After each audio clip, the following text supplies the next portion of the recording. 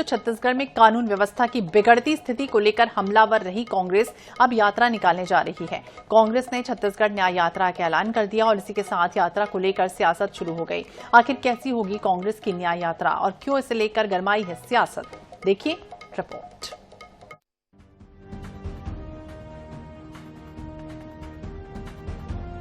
छत्तीसगढ़ की सियासत में यात्राओं का अहम स्थान रहा।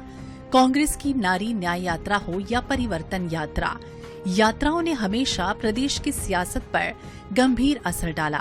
विधानसभा और लोकसभा चुनाव में हार के बाद कांग्रेस कार्यकर्ताओं को रिचार्ज करने यात्रा का सहारा लेने जा रही है।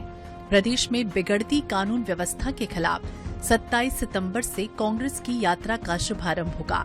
कांग्रेस के तीनों प्रभारी सचिव यात्रा का शुभारंभ करेंगे। पीसीसी चीफ दीपक बैज के साथ नेता प्रतिपक्ष डॉक्टर चरणदास महंत, पूर्व सीएम भूपेश बघेल समेत तमाम वरिष्ठ नेता शामिल होंगे। ऐसा होगा यात्रा का स्वरूप। गिरौदपुरी से रायपुर गांधी मैदान तक 125 किलोमीटर पद यात्रा करेंगे कांग्रेस नेता। 7 दिनों की यात्रा के दौरान दर्जन भर बड़ी छोटी सभाओं को करेंगे संबोधित।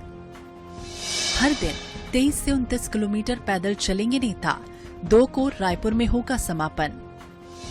रायपुर में समापन समारोह के दौरान सचिन पायलट समेत वरिष्ठ नेता रहेंगे मौजूद। यात्रा के दौरान कानून व्यवस्था की बिगड़ती स्थिति को लेकर सरकार पर होगा हमला।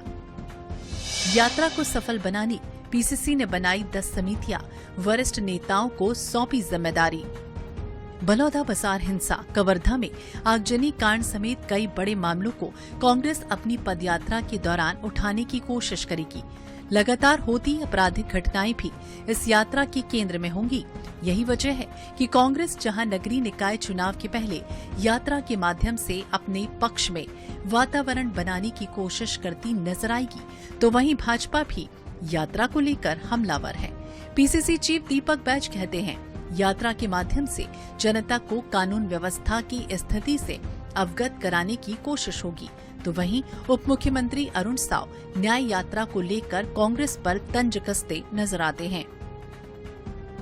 देखिए, इस आने वाला चुनाव में ये न्याय यात्रा चुनाव को लेकर या उसके परिणाम को लेकर नहीं, लेकिन हाँ, आने वाला समय में छत्तीसगढ़ की जनता को हक की लड़ाई के लिए, सरकार की नाकामी को जनता तक पहुंचाने के लिए और जिस तरह से बढ़ती अपराध और बड़ी बड़ी घटनाएं घट रही है, सरकार की विफलताओं को हम जनता तक पहुंचाने के लिए इस तरह की न्याय यात्रा कर रहे हैं। तो निश्चित रूप से आने वाला समय में इस न्याय यात्रा का छत्तीसगढ़ में बेहद असर होगा।